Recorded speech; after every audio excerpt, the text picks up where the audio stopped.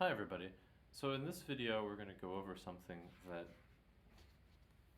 we were just barely addressed at the end of class, and I wanted to walk you through in more detail. So this is a little bit of a step-by-step on what to do when you're looking at a harmonization. Now, as I mentioned before, in this particular book, they kind of give it away. If you look right here, they kind of give away what the key is that we're in. But the first big thing to figure out when you're looking at one of these is to figure out what key that you're in. And as I mentioned before, in this case for Go Down Moses, if you looked at just the first couple measures in the key signature, you might be tempted to think that this was actually in C major. And in the past, I've had students do that mistakenly assumed that something that was in the minor mode was actually major, or vice versa. So be careful about that. One of the best ways that I can recommend, if you have time to do so, to actually make sure that you got this correct, is to go listen to a recording of the piece. Not only will that help you get some ideas for what chords to use, or what chords other people used when they were harmonizing this melody, but it will also give you, hopefully, a pretty good idea about what kind of key it's in, whether it's major or minor. Of course, in this case, the other dead giveaway in Go Down Moses is that we have a lot of G sharps, so we have a lot of leading tones, and we would not have any reason to have G sharps and C major unless we were having some C augmented chords or something like that, and we already know that we're not supposed to use C augmented chords because we are instructed here to use only 1, 4, 6, 4, and 5, 6, 5.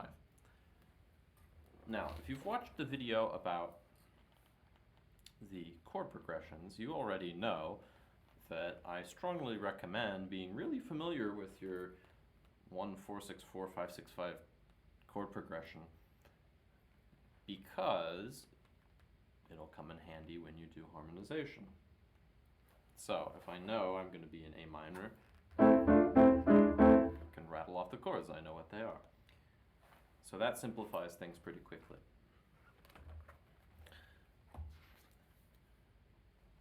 Once you've done that and you know what your chords are, I would recommend next, as I mentioned, playing through the melody just by itself. If you don't listen to a recording, even if you do, it's going to be really helpful. If you just dive in straight to putting in the harmony in, it'll work okay.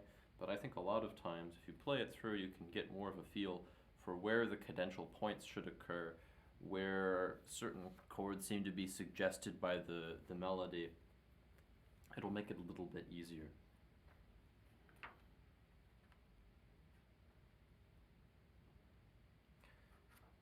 The next thing, once you've done that, is to actually get into selecting the chords. And of course, I think most of you are probably pretty familiar with the method for how to select chords.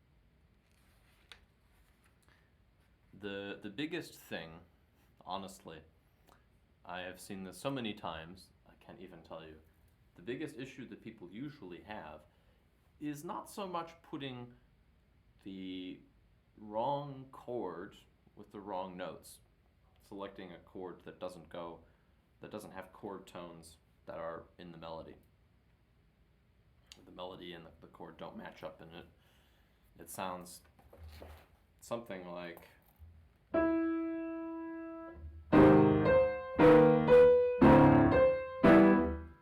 to exaggerate. I've never had really a problem with students doing that. If you use your ear and play it through, that's the other thing. Once you're done, play it through and check and see if something sounds weird, or if you're in doubt, play it and see if something sounds weird. If you do that, you'll usually catch everything like that. The biggest issue that I've had is honestly people finding places where they can put, say, a 4 chord or a 5 chord and going in retrogression. People going 5 to 4, or when we start doing stuff with other chords like 2, going 5 to 2, or 1, 2, 5, which hopefully you know is kind of a problem. So in the course of this class, we'll talk more about this, but really be careful that you're following the rules of harmonic progression and that you're not going backwards, that we don't have anybody going 1, 5, 4, 1. Because you can find places where you can do that in music. And sometimes it'll sound good even. So that's the one thing that you have to be careful about. And then as I mentioned, when you're done, play it through, but don't just play it through the first couple times you play it through together. Don't just play it through to try and get the notes. Play it through to check whether your harmonization sounds good. So I'll give you an example of that. I'll play this through and see if you can catch. I will intentionally misharmonize a couple places and see if you can catch where I did it. And after I play it through, I'll tell you where I did it. So here we go.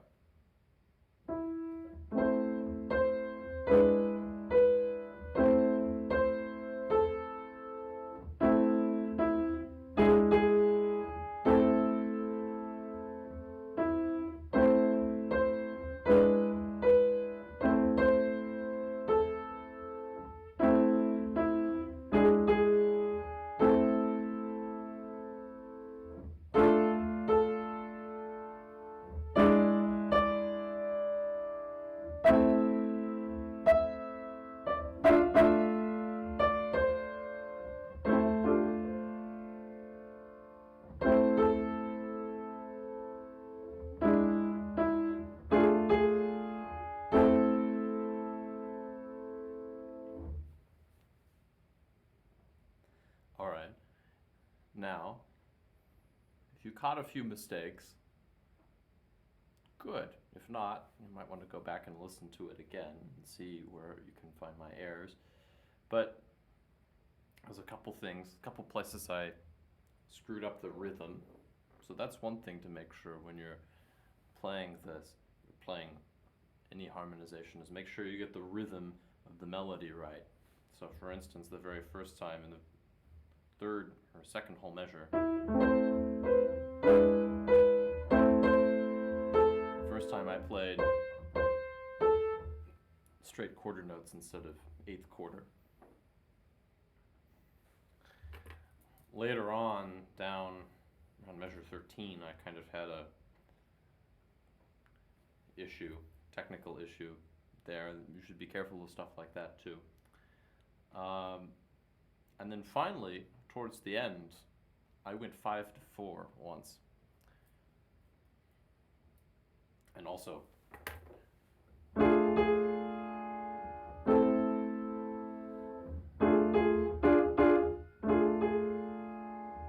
this technically is a different chord, but in the course of what we're doing, this is going to be counted as a 4 chord, and it sounds okay. Some of you might know what that is that I just did, but we're going to count that as a 4/6/4 chord, and that was definitely not a good thing. So the other overall issue that I ran into, and I kind of mentioned this when we were in class, is I had some issues, you might have noticed, playing the melody because my hands were really close to each other. And I did kind of intentionally exaggerate them. You might not run into as many issues as I did. But when you have your hands that are this close, trying to play the chords up here and the melody here, that's kind of a problem. Now, if you have, obviously we kind of have to play the melody in this register here. So not much I can do about where my right hand is. But I can change where my left hand is. So if I go down here with the left hand, let's try it one more time. And I will play the right chords with the right rhythm and see what the difference is, hopefully, with the left hand in the right place.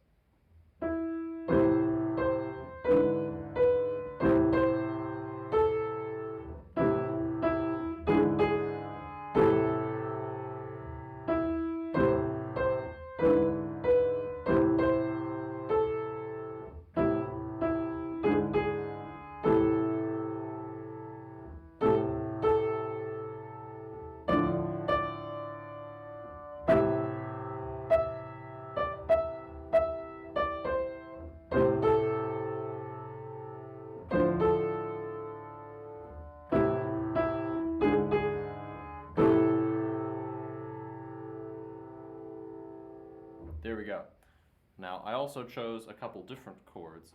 Notice, you might be saying, but Jackson, you went back and forth from 1 to 4 to 1. Remember, we can actually do that. That's allowed when I went.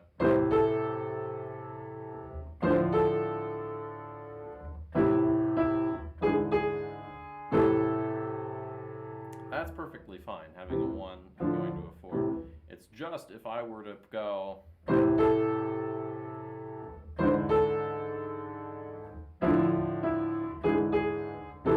If I were to somehow put a 4 in there, which that doesn't sound all that great, that's when we'd have a problem.